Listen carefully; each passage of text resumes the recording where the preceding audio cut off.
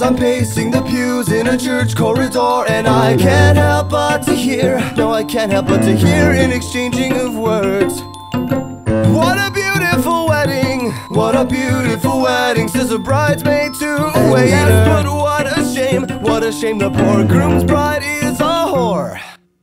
I chime in with a haven't you people ever heard of closing a goddamn door? No, it's much better to face these kinds of things with a sense of poison rationality. I chime in, haven't you people ever heard of closing a goddamn door? No, it's much better to face these kinds of things with a sense of, well, in fact, well, I'll look at it this way. I mean, technically our marriage is saved.